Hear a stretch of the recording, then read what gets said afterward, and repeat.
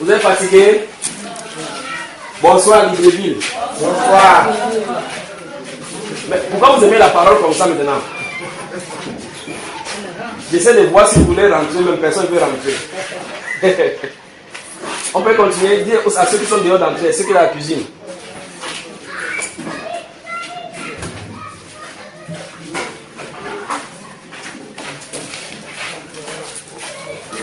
Que le Seigneur vous bénisse, que le Seigneur vous bénisse. Et qu'il y ait les téléphones, que ça ne nous dérange pas. Je reconnais que certaines choses qui disent sont choquantes, n'est-ce pas? La formule toute vérité n'est pas bon à dire, ne marche pas avec moi. Parce que c'est la vérité qui libère. C'est la vérité qui libère.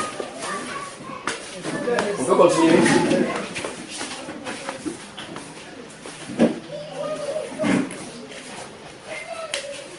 Bonsoir à Libreville. Bonsoir. Donc dans cette troisième partie, on va voir le cas de l'adoration. Je ne pense pas qu'on va finir maintenant parce que la nuit tombe déjà, beaucoup d'entre vous, vous allez loin. Je vais seulement glisser quelques minutes seulement dedans. Je vais d'abord dire en premier lieu, je crois qu'il y a quelqu'un ici qui n'est pas encore là. Quelqu'un là. Dites à ceux qui sont dehors d'entrer. Où est amour de notre soeur?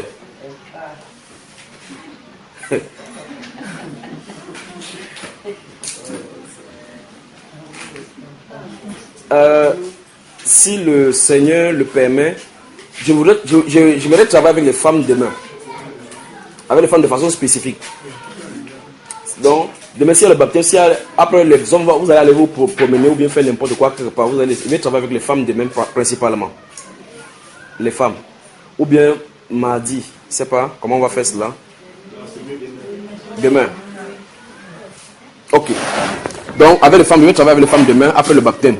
Avec les femmes, les hommes vont se promener là-bas pour faire des commentaires et jauger ce qu'ils ont eu à manger depuis. Donc nous allons voir le cadre de l'adoration. Le cadre de l'adoration, et on va voir ce que c'est que l'adoration de la Bible de façon grosso modo. Et je dis que c'est plein. C'est plein. Si le Seigneur le permet, même si vous ne comprenez pas ça maintenant, même s'il ne donne pas tout maintenant, la prochaine fois il va bien expliquer.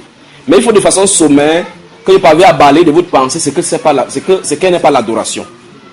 Déjà, ce qui n'est pas l'adoration, c'est ce que vous pensez, ou bien qu'on vous a fait croire que quand vous dansez le slow, vous fermez les yeux, vous levez les mains vers le Seigneur, vous êtes en train de l'adorer là. Ce n'est pas ça l'adoration. Enfin, il n'y a pas un seul verset qui appelle cela adoration dans la Bible. Vous comprenez? Vous fermez les yeux, vous balancez comme ça doucement, doucement. Le slow chrétien là. C'est pas ça l'adoration, d'abord pour commencer. Je veux que vous tenez debout. Tenez-vous debout, je vais vous faire quelque chose. Tenez-vous tous, tout le monde, tenez-vous debout, je vais vous montrer quelque chose.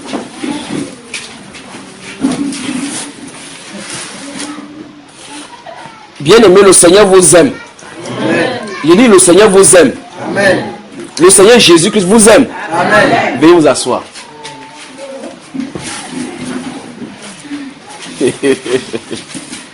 Vous savez ce qui vient de se passer? Vous venez d'adorer le Seigneur. Ce que vous avez fait là, vous venez de l'adorer. N'est-ce pas, mes soeurs? Il sait que c'est étrange. Maintenant, il faut que je parte dans la Bible, vous montrer cela. À l'instant, vous dites Amen, Alléluia, vous êtes en train d'adorer le Seigneur. Vous saviez ça? Hein? Alors, c'est l'Apocalypse chapitre 19.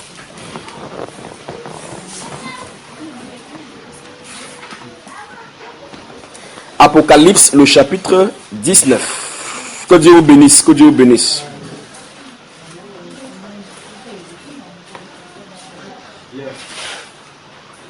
Apocalypse, le chapitre 19, verset 1 à 4. Vous allez nous limiter au verset 4. Après cela, j'entendis dans le ciel comme une voix forte d'une foule nombreuse qui disait: Alléluia! Le salut, la gloire et la puissance sont à notre Dieu, parce que ses jugements sont véritables et justes.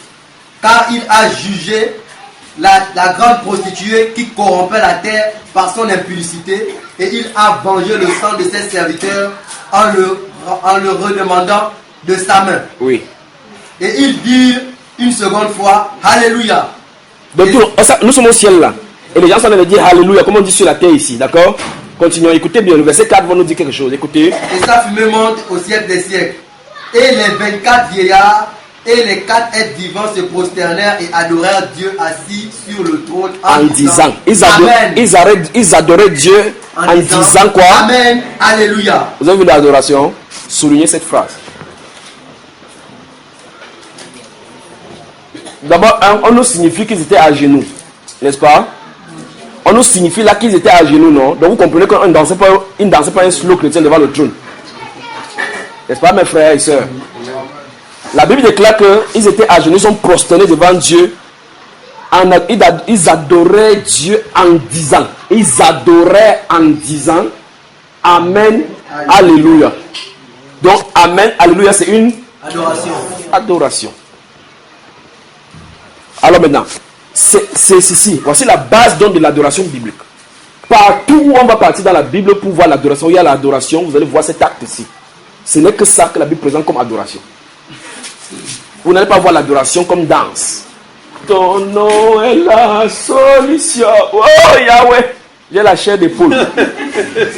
C'est pas ça l'adoration. Si tu as la chair de poule, c'est qu'on va couper ton cou. Vraiment? Oui.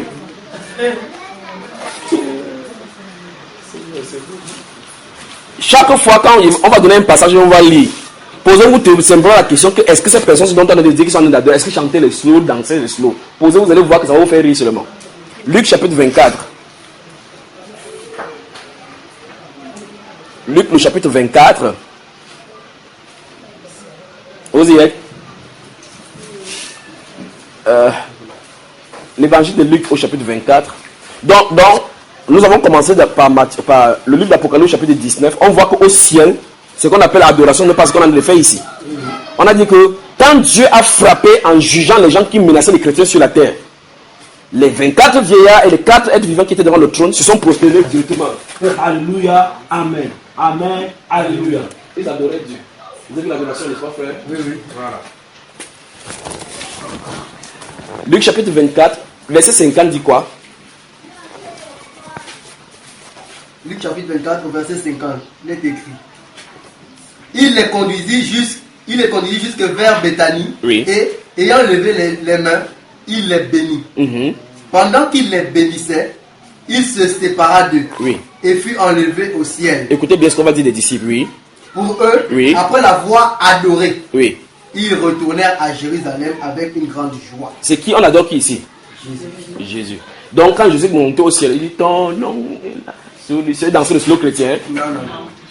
Pour eux, après l'avoir adoré, ils sont allés à Jérusalem. Ils sont prosternés pour lui rendre grâce. Ils sont allés à Jérusalem. Allons à la première adoration qui nous a conduit à Christ là, d'accord? Allons dans le livre de Genèse. Donc l'adoration, comme vous allez finir, et puis la définition même va venir. Et la dénomination, c'est amener notre cœur à Dieu. Et c'est bon. Ah, vous allez me tuer. Que la louange, c'est parler à haute voix le fait de Dieu. Chanter ça à haute voix. L'adoration, c'est parler petit dans son cœur. Oh, vous allez me tuer sur la terre. Maintenant, dans Jean chapitre 4, le Seigneur Jésus-Christ a dit à la femme samaritaine que vous adorez ce que nous connaissons. Vous ne connaissez pas, mais nous adorons ce que nous connaissons, car le salut vient des Juifs. Donc l'adoration. On ne parle d'adoration que lorsque un cœur est amené en révérence devant une divinité. On ne parle d'adoration que lorsque un cœur est amené en révérence, en soumission totale d'un objet de culte. Je ne sais pas si vous comprenez. C'est pour cela que dans cette autre, je ne sais pas, on n'a pas le temps de travailler toutes ces choses. On devait parler de du culte des personnalités autour des pasteurs et des serviteurs de Dieu. On y va? Genèse chapitre 22. Dans ce Genèse chapitre 22, j'ai dit que nous prenons ceci parce que ça montre l'acte d'adoration que Dieu veut.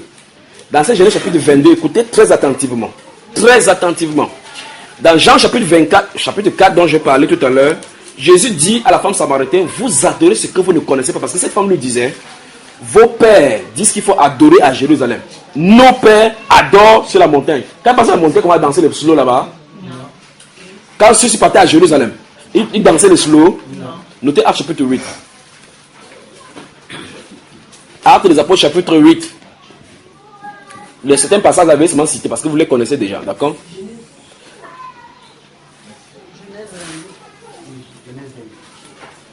Jésus donc répond à la femme, vous adorez ce que vous ne connaissez pas, nous, les Juifs, il parlait des Juifs.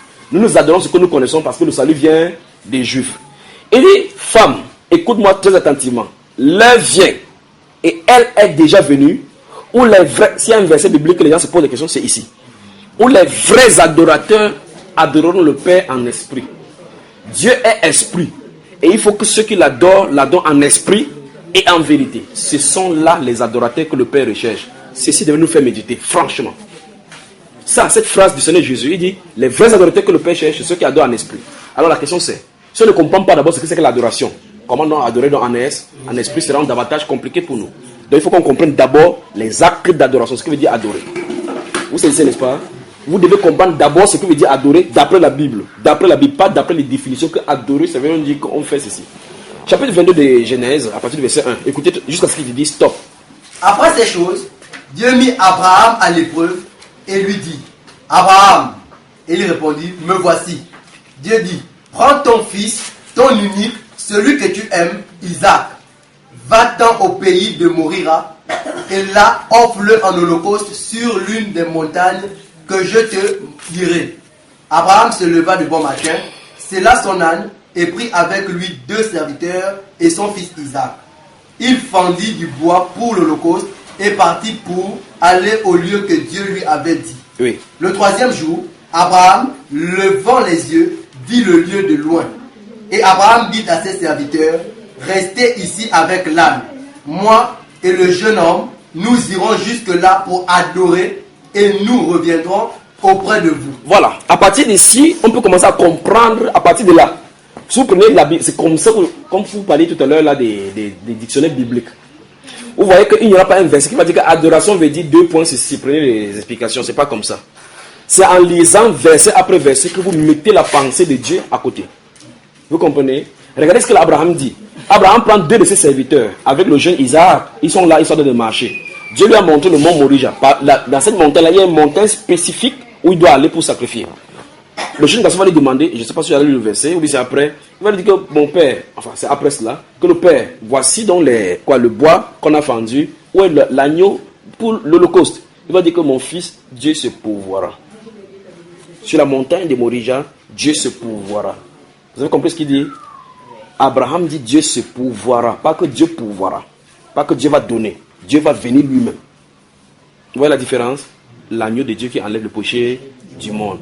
Emmanuel, Dieu était en Christ réconciliant le monde avec lui-même. Nous sommes allés ici parce que c'est ici l'acte d'adoration commence à être présenté dans la Bible. Vous comprenez? Ce dont Jésus dit, vous adorez ce que vous ne connaissez pas, nous adorons ce que nous connaissons, et Dieu veut les adorateurs en esprit et en vérité. Maintenant, ici, il dit à ses serviteurs, restez ici. Moi et le petit enfant, nous irons sur cette montagne. Et nous allons faire quoi? Adorer. Et puis nous allons revenir. Suivons-le à la montagne. Abraham prit le bois pour l'holocauste, le chargea sur son fils Isaac et porta dans sa main le feu et le couteau. Et ils marchèrent tous deux ensemble. Alors Isaac, parlant à Abraham son père, dit, mon père.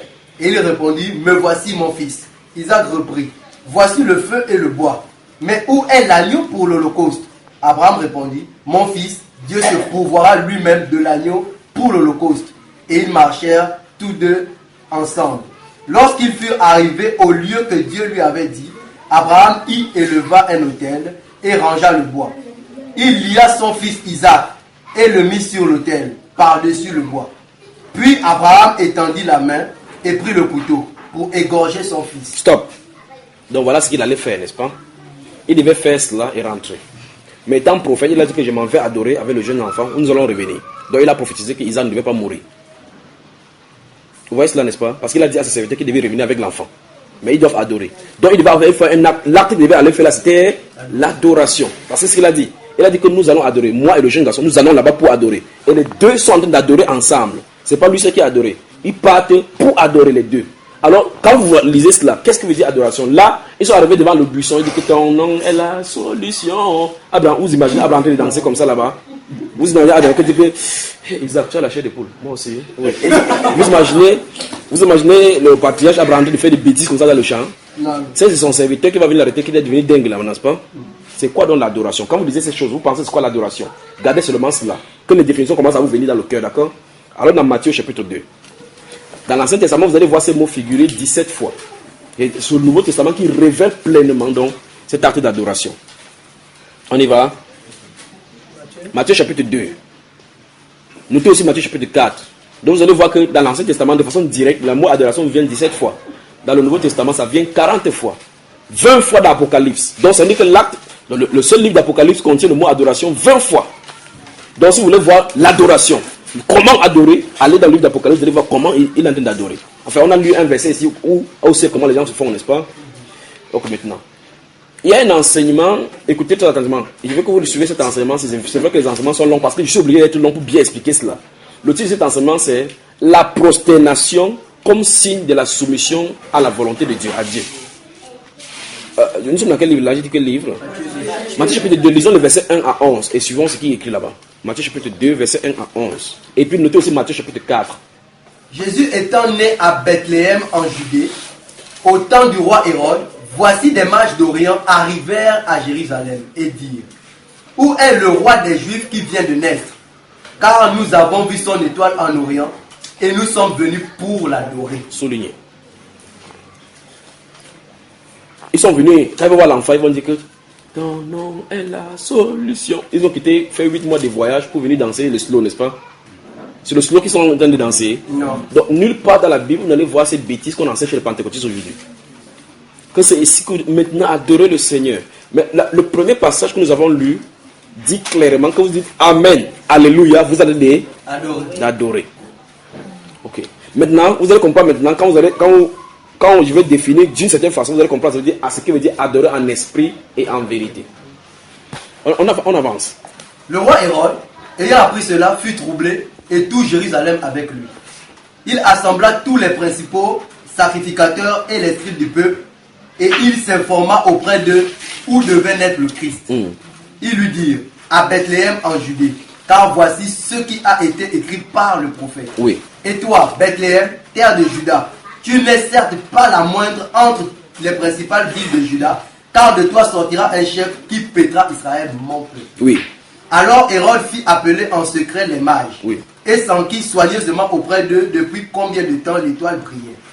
Puis il les envoya à Bethléem en disant: allez et prenez des informations exactes sur le petit enfant. Quand vous l'aurez trouvé, faites-le moi savoir, afin que j'aille aussi moi-même l'adorer.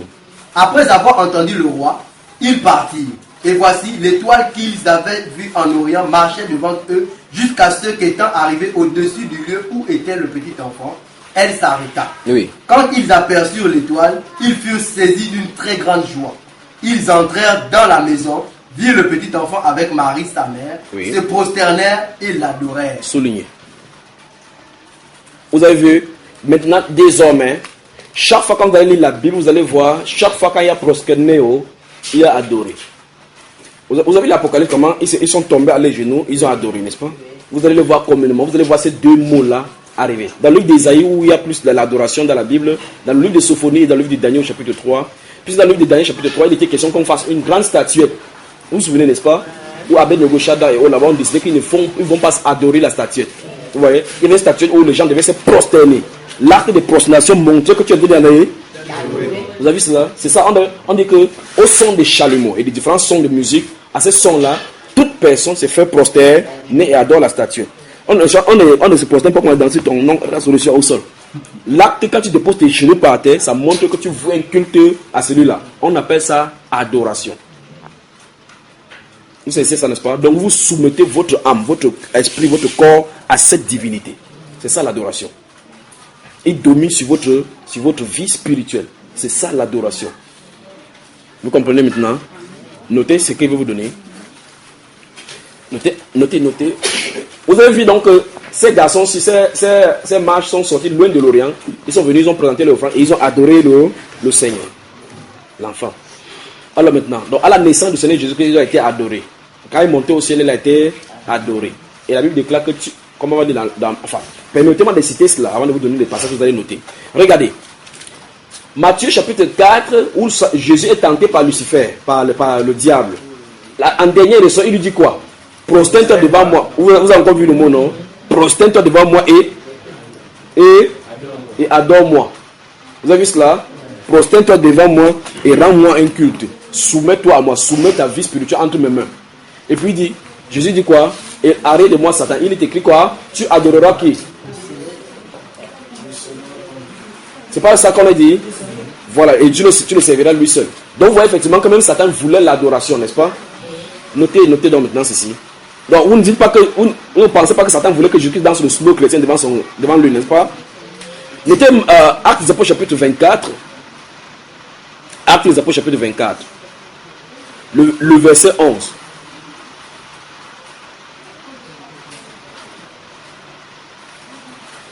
Notez aussi Hébreux chapitre 11, verset 21. Ces deux passages sont amusants. Hébreux chapitre 11, le verset 21. Je vous ai donné Actes des Apôtres chapitre 8 d'aujourd'hui. Vous vous souvenez, dans Actes chapitre 8, il est question de l'ennemi éthiopien qui rentrait de Jérusalem pour adorer. Donc, il sortait de Jérusalem, il sortait adorer à Jérusalem. Il sortait adorer à Jérusalem. Il allait faire sa dévotion à Jérusalem. D'accord? Maintenant, ouvrons le chapitre 24 des Actes des Apôtres. Ça, c'est l'apôtre Paul qui dit, parce que là, devant, il est devant un tribunal et on lui demande, il va dire quelque chose par rapport à sa nation.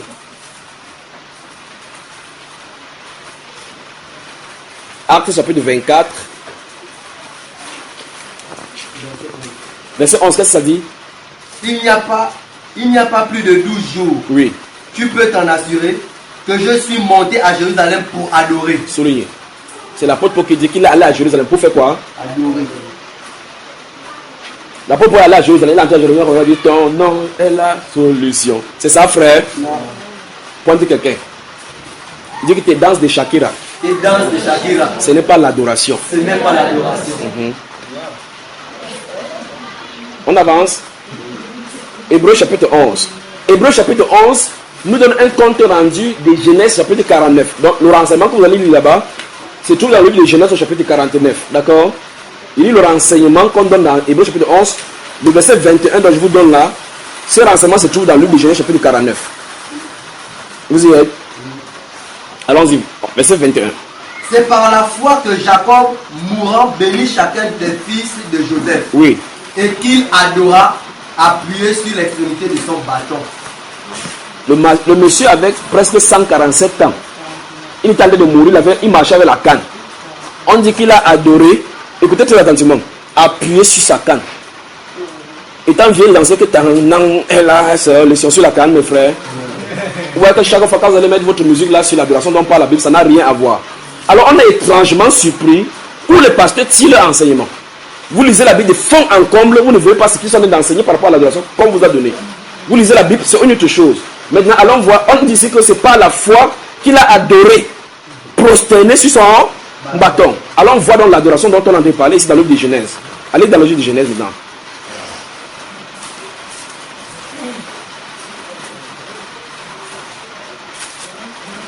Genèse 49.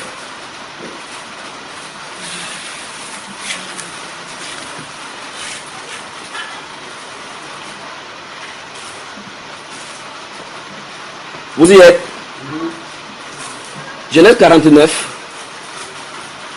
Lisez à partir du verset 32, 33. Lorsque Jacob eut achevé de donner ses ordres à ses fils, Oui. il retira ses pieds dans le lit. Oui. Il expira et fut recueilli auprès de son peuple. Voilà. Revenons à partir du verset 29. Puis, il leur donna cet ordre. Je vais être recueilli auprès de mon peuple. Enterrez-moi avec mes pères dans la caverne qui est au champ d'Éphron, Oui. de Étienne, Mhm. dans la caverne du champ de Macpéla, vis-à-vis de Mamré, dans le pays de Canaan.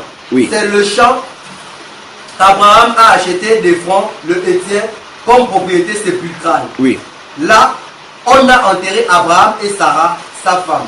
Là, on a enterré Isaac et Rebecca, sa femme. Et là, j'ai enterré Léa. oui. Le champ et la caverne qui s'y trouvent ont été achetés des fils de Heth. Oui. Lorsque Jacob eut achevé de donner ses ordres à ses fils, il retira ses pieds dans le lit, il expira et fut recueilli auprès de son peuple. Alors chapitre 47 maintenant. Versets 30 et 31. Quand je serai couché avec mes pères, tu me transporteras hors de l'Égypte. et tu m'enterreras dans leur sépulcre. Joseph répondit, je ferai selon ta parole. Jacob dit, jure-le-moi. Et Joseph le lui jura. Écoutez bien. Puis Israël se prosterna sur le chevet de son lit. Vous avez vu ça?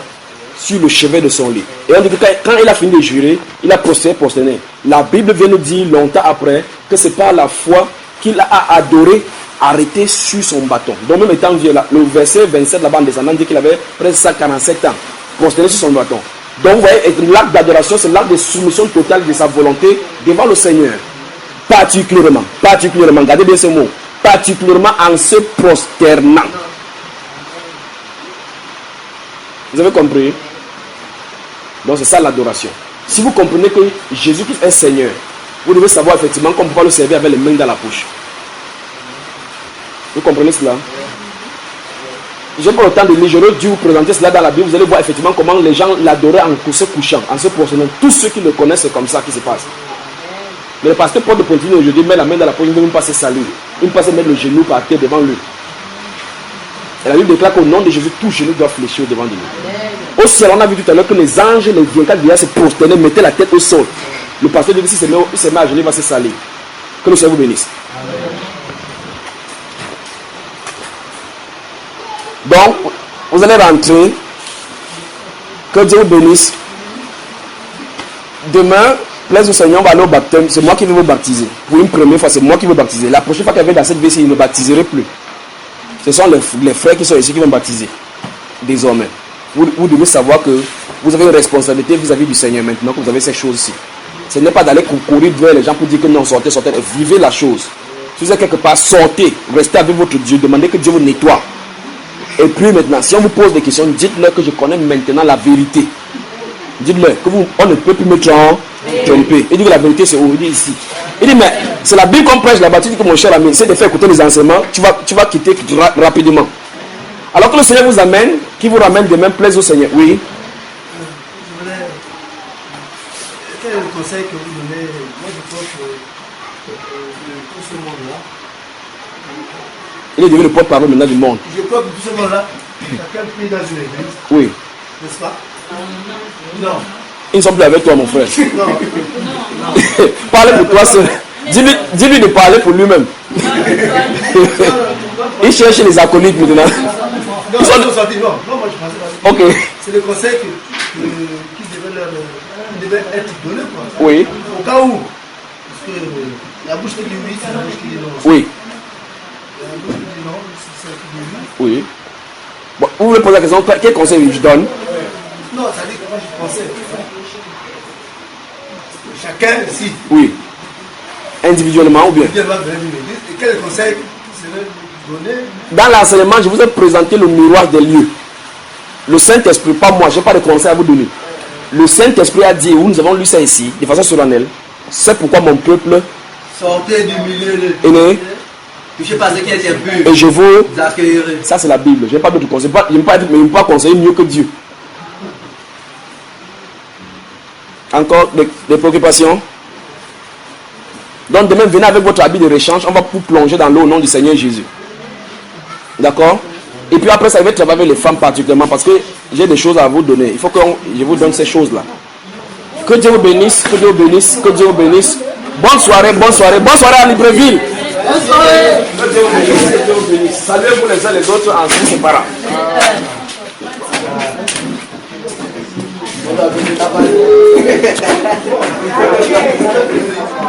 Thank you.